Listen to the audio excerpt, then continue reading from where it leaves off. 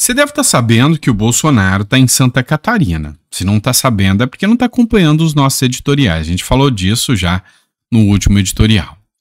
Olha só, uma cena aqui nos chamou a atenção, uma matéria do Jornal Razão, eu vou colocar aqui para vocês agora. Jornal Razão, que é de Santa Catarina, tá, pessoal? Multidão recebe com carinho o ex-presidente Jair Bolsonaro em Florianópolis, com gritos de "Volta Bolsonaro". Apoiadores estiveram reunidos na manhã dessa terça-feira, dia 23, na capital de Santa Catarina. Bolsonaro cumpre a agenda e participará do Congresso dos Gideões Missionários de última hora. Vamos lá, vamos falar um pouquinho sobre isso aqui. A imagem que está circulando na internet é essa aqui. Você vê aqui o Bolsonaro segurando um jovem ali apoiador do Bolsonaro e a multidão que vai, aglomera para ver Bolsonaro. Não era para ser diferente, né? Eu mencionei nos últimos editoriais os bonecos, mas olha, uma coisa que me chamou a atenção. Não sei se vocês perceberam, tá ali sempre do lado do Bolsonaro, o filho mais novo do Bolsonaro, o Jair Renan, que está acompanhando o Bolsonaro. Não é convencional, você vê ele acompanhando o Bolsonaro. Mas a gente vai tecer alguns comentários sobre tudo isso aqui. Você vê o filho do Bolsonaro ali, que é pré-candidato a prefeitura, a vereador ali em Balneário Camboriú. E a multidão foi, recebeu o Bolsonaro do lado do Jorginho Melo. O Bolsonaro sempre muito feliz quando ele está do lado do povo. Isso aí é nítido. Você vê que é um momento de descontração sempre que o Bolsonaro chega, é movimento do povo, é gente ali, e em Santa Catarina não podia se imaginar diferente. Mas vamos lá. Posso me preparar para levar as pedradas aqui de vocês? Posso? Posso dar minha opinião sincera? Se sim, vamos lá. A figura do Jair Renan me chamou a atenção. O Bolsonaro lotado de gente, isso é fato. Eu não gosto dos filhos do Bolsonaro, para ser sincero com você. Tá? Acho que eles mais atrapalham o pai muito mais do que ajudam. O Jair Renan, em 4 anos do pai como presidente da República, eu nunca vi um ponto positivo, uma atuação positiva de um homem, que tem mais de 18 anos, de um homem que poderia estar ali, sabe, defendendo as bandeiras do pai. Não, era um cara que fazia dancinha no TikTok. Agora, vendo a possibilidade da força do nome Bolsonaro, na minha visão é só mais um que agora vai colar com o pai perto das eleições para virar vereador em Balneário Camboriú e depois ali na frente tentar ser mais um deputado. Olha o que o deputado fez antes, olha o que essa pessoa fez antes. Eu nunca votaria no filho do Bolsonaro. Eu sei que eu vou levar pedrada, tá? Eu sei, mas eu nunca votaria no filho do Bolsonaro, e eu acho que agora vai receber ali, você vai costumar vê-lo mais tentando se aproximar do pai, do nome do pai. Mas assim, eu tenho minhas críticas aqui e não acharia.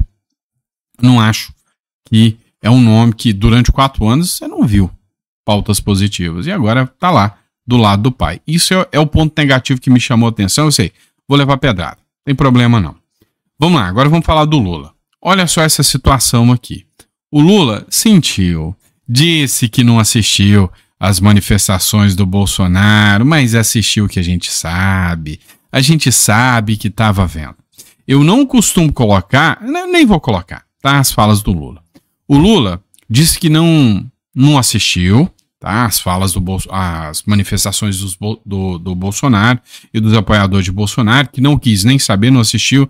Ele estava mais preocupado com Minha Casa Minha Vida, do João de Barro, que ele descobriu que tinha uma casinha de João de Barro lá no Palácio Planalto, então ele foi para o meio do mato para não ser bordoado com informações sobre as manifestações dos apoiadores de Bolsonaro. E lá ele disse um detalhezinho: não me preocupa os atos dos fascistas, tá? Todas aquelas pessoas que estavam lá, o Lula diz que é fascista. O presidente afirmou que não acompanhou, estava fotografando casa de João de Barro e que não acompanha e não preocupa a ele os atos dos fascistas. Um presidente que chama a população que não concorda com ele de fascista deveria responder criminalmente. Porque, não sei se você sabe, mas chamar as pessoas de fascista é crime. Tá? Ser fascista é crime. Chamar as pessoas de fascista é crime. E eu fico impressionado como eles não enxergam isso, sabe? Não acompanham isso de maneira isenta e imparcial. O Lula fala o que quer, hora que quer, e eu só posso dizer o seguinte: parabéns para todo mundo que estava lá se manifestando. Democracia é isso. Poder se manifestar não é ser fascista, não. Repudio as falas desse presidente aí. Vamos lá.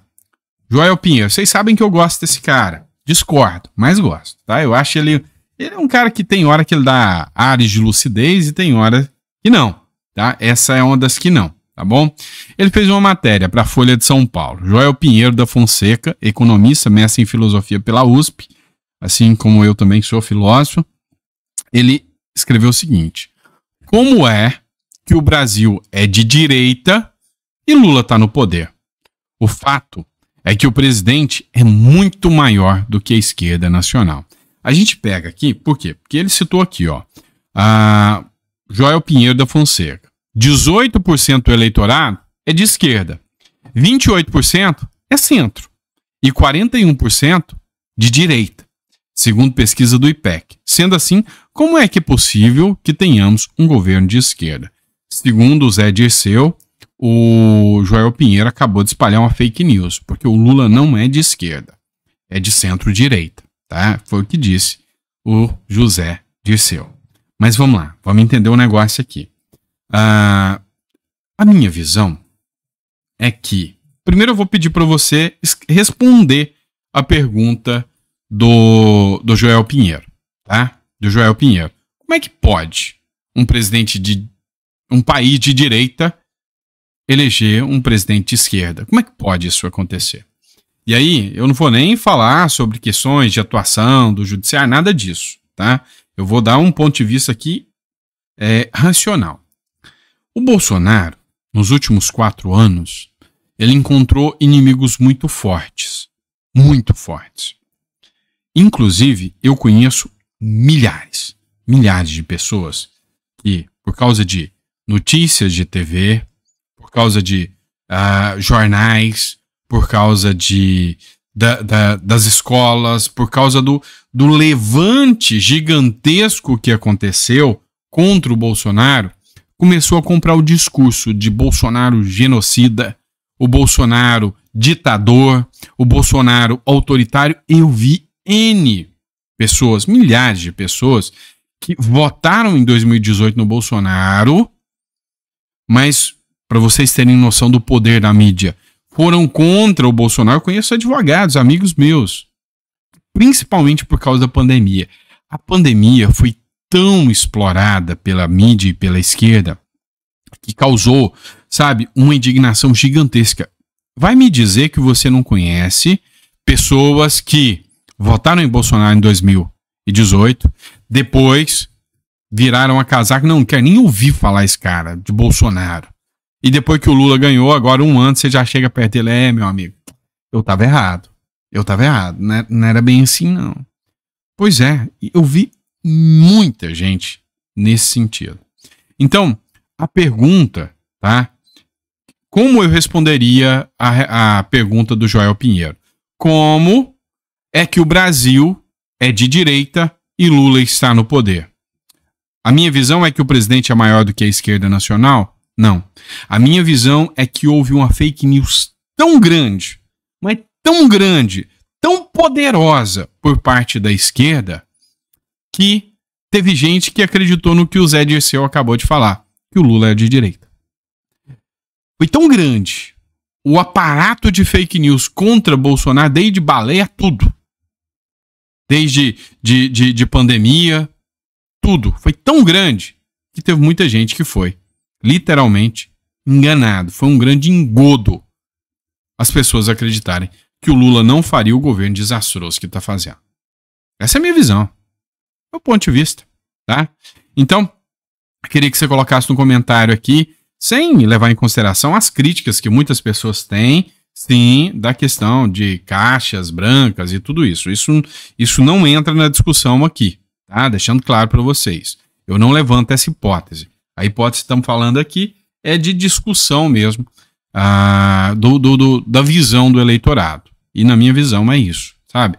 O eleitorado foi induzido, tá? E sem contar que o governo anterior foi massacrado, inclusive, nas suas ações. Não pôde fazer, não pôde falar, não pôde mostrar o que estava sendo feito. E se você me perguntar qual governo é melhor, o do Bolsonaro é melhor. Apesar de eu ter críticas ao Bolsonaro, o do Bolsonaro era muito melhor. Vamos lá. Por conta dos protestos contra Lula, na última cerimônia, o presidente não irá a evento da Revolução dos Cravos em Portugal este ano. Mas não era o Lula que ia voltar, que fazia o Brasil voltar de novo? Pois é. Agora já não tem mais lá os seus aliados de esquerda no poder, né? Além de Lula, apenas mais um chefe de Estado da comunidade dos países de língua portuguesa estará ausente. O ditador da Guiné Equatorial, Teodoro Obiang Nguema Mibassogo, acho que é assim que fala. Questionado, Itamaraty e a SECOM, Secretaria de Comunicação Social da Presidência da República, não informaram os motivos para a ausência de Lula, que esteve em Portugal em 2023 para festejados os festejos de 49 anos da redemocratização lusitana. Resumindo, aqui, agora, já não tem mais a esquerda no poder. E aí, o Lula sabe que a ida dele a Portugal seria desastrosa. Não é o Lula que voltou para o poder? Pois é. Vamos falar do Elon Musk? Elon Musk entrou mais numa treta agora com a Austrália. Olha só. Um tribunal lá da Austrália ordenou ao Twitter que retirasse em 24 horas os vídeos do ataque ocorrido na semana passada em uma igreja no subúrbio lá de Sydney. Aconteceu um ataque nos subúrbios de Sydney e um homem foi esfaqueado lá e os vídeos estavam circulando na rede X. O governo, uma decisão judicial, mandou que os vídeos não circulassem e o Elon Musk recorreu dessa decisão. Tá? Nessa segunda-feira, dia 22, um tribunal da Austrália ordenou que o Twitter X retirasse em 24 horas os vídeos do ataque ocorrido na semana passada em uma igreja em Sydney, quando um bispo foi esfaqueado. Reafirmando sua luta contra a censura no mundo, o bilionário Elon Musk, dono da plataforma, prometeu, nesta terça-feira, apelar da ordem judicial. O posicionamento de Elon Musk gerou críticas do primeiro-ministro Anthony Albanese, do Partido Trabalhista, Labour Party, em inglês, né? Representante da esquerda australiana. Pensa que está acima da lei, mas também da decência comum, disse o premier em entrevista à ABC News. Em resposta, Musk ridicularizou os comentários do Albanese e afirmou que o compromisso do Twitter é com a liberdade de expressão. Abre aspas. Nossa preocupação é que, se em qualquer país for permitido censurar conteúdo para todos os países, que é o que a comissária de segurança australiana está exigindo, postou Musk, então impedirá qualquer país de controlar toda a internet. Na verdade é o seguinte, o Elon Musk falou, olha, os vídeos que estão circulando na rede americana e não dentro da Austrália. As pessoas que estão acessando aí estão por VPN, tá? Então não está acessando dentro da Austrália e não pode um país mandar que eu tire um vídeo do sistema mundial. Ou seja, pode um país mandar aplicar censura mundialmente? Não pode. Então é onde ele recorreu. E aí, esse caso aqui do Elon Musk virou assunto para o Ciro Gomes. Se é que eu posso alugar o seu ouvido um pouquinho, eu vou comentar aqui essa parte aqui do Ciro Gomes, tá? E aqui ele falou da questão do Elon Musk, mas a parte que mais me interessa é essa aqui, olha só. O Ciro Gomes já deixou bem claro que ele detesta o Elon Musk, mas, entretanto, todavia, contudo, o próprio Ciro Gomes diz que não tem como dizer que o que está acontecendo no judiciário no Brasil é normal. Olha o que ele falou. Elon Musk é coisa muito ruim e muito perigosa para o mundo. Que ninguém alimente a ilusão. Ele não tem o menor apreço pela democracia, muito menos por liberdade de expressão. É um mané, ganhão de dinheiro com uma goela monstruosa de ambição do poder. Agora, sejamos humildes, burro não é. Tá, eu quis deixar só claro para vocês aqui, a turma da esquerda tem raiva de quem ganha dinheiro, mas ganha muito dinheiro. Engraçado, né? Os políticos ganham muito dinheiro, mas tem raiva de quem ganha dinheiro sem a política. Mas o que me interessa é esse trecho da análise do Ciro Gomes. Escolheu de forma muito hábil a hora, o tema e a forma para provocar o ministro Alexandre de Moraes do Supremo Tribunal Federal, que tenho desgosto em dizer, caiu na esparrela como um patinho. Agora, a coisa tomou ares de constrangimento irresponsável, ou seja, ele constrangeu o ministro do Supremo que, tipo assim, virou uma coisa assim, até uma anedota, né? Desde o início estava claro que iria ser assim. Só uma mistura, e aqui ele fala do Alexandre de Moraes, só uma mistura de arrogância com ingenuidade poderia imaginar que seria diferente. Aqui o Ciro Gomes diz o seguinte, olha, o Elon Musk veio, investiu, e o Alexandre de Moraes mordeu como um patinho, por causa da arrogância e até uma certa ingenuidade de acreditar que todo mundo aqui no Brasil era como os parlamentares bolsonaristas que estariam sob a sua tutela. O Elon Musk não está. Continua o Ciro Gomes. O assunto virou interessante e oportunista para os reacionários do mundo trumpista nos Estados Unidos, em plena campanha eleitoral, ou seja, pegou fogo lá nos Estados Unidos e o Brasil, a censura no Brasil é a bola da vez porque o Biden está embranhado isso até o pescoço. Uma comissão por eles dominada, que importa se é assim que as coisas políticas são, né? Ou seja, tanto faz se são trumpistas ou não, liberou um catatal de papéis, quase 500 páginas, e com evidências para lá de constrangedoras em relação às práticas unipessoais e precárias, mas com efeito instantâneo e irreparável do ministro Alexandre de Moraes em seu esforço de defender, abre aspas, sozinho, nossa democracia. Aqui o Ciro Gomes ironizou o Alexandre de Moraes, dizendo que foram evidências constrangedoras em relação ao Alexandre de Moraes e que o Alexandre de Moraes se paga aqui de defensor da democracia, ou seja, quer defender sozinho, mas que está sendo constrangido. Criou-se o Moraes Leak, ou seja, um vazamento de grandes proporções de decisões secretas, todas numa única direção do espectro político partidário. Nenhuma com presunção de inocência, ampla defesa, nem contraditório, como manda a lei. Aqui o Ciro Gomes disse o seguinte, olha, o Alexandre de Moraes persegue só um lado. Todas numa única direção do espectro partidário, só a direita. Nenhuma com presunção de inocência, ampla defesa, nem contraditório, como manda a lei. Ou seja, eis que o rei ficou nu. A pressa compreensível em assuntos dessa natureza não dispensa o devido processo legal e meios abundantes há para fazer valer o direito sem violentá-lo, seja a que pretexto for, seja por quem for. Quando um membro da corte judicial despreza o seu coletivo, desce ao mundanismo político. Aceita bater boca com possíveis réus, já perdeu. Não existe morismo do bem. Não existe fascismo e arbitrariedade para chamar de nosso. Aqui o Ciro Gomes diz que as ações que violam a liberdade de defesa, o devido processo legal, é considerado um fascismo. E não dá para dizer que pode aplicar isso. Ou seja, ele fala que o Moraes segue nesse sentido. Em tempo, o STF soltou um esclarecimento de que todas as decisões foram motivadas, embora para os destinatários das ordens sumárias tenham chegado apenas os ofícios comunicando essas mesmas ordens. O governo norte-americano, ou melhor, o Congresso norte-americano soltou uma nota falando: não houve observância da motivação. Ele mandava prender. Por quê? Não se sabe. E é verdade. Os ofícios que foram expostos, segundo a nota do STF, só chegavam sem a motivação. E aqui o Ciro Gomes esclarece. Os destinatários das ordens sumárias, chegou só os ofícios até ele. Ou seja, eles nem sabem do que estão sendo acusados. Data máxima vênia, está errado. Errado o que o Alexandre de Moraes fez. Toda e qualquer ordem judicial há de ser motivada publicamente, especialmente para os seus destinatários. Agora, prejuízo enorme para o nosso melhor conceito internacional consumado. Só resta uma saída.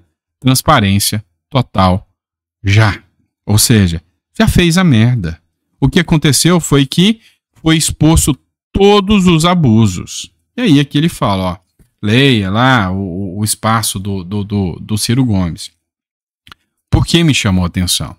O Ciro Gomes é uma figura emblemática da esquerda. E antes, o discurso de autoritarismo do Alexandre de Moraes só vivia na bolha da direita. A oposição radical da direita vivia na bolha. Mas agora, é os caras que se dizem intelectuais, os caras da esquerda, os caras pensantes, que se dizem da esquerda, estão falando abertamente. Foi o que o Ciro Gomes fez. Não, passou, extrapolou. Não podemos ter um fascismo para chamar de nós. Ou seja, acusamos eles tanto de fascismo, mas quem está fazendo somos nós. É o que o Ciro Gomes disse. A esquerda está fazendo isso. E aí você está vendo figuras como, para mim, um cara excepcional, o Aldo Rebelo, falando, meu Deus, o que a esquerda se tornou? E levantando voz em coro contra a esquerda que aí está. Ou seja, o jogo está começando a mudar. Pelo menos é a minha visão. E você, o que você fala sobre isso? Tá? Abraço, pessoal. Fica com Deus. Vejo vocês no próximo editorial.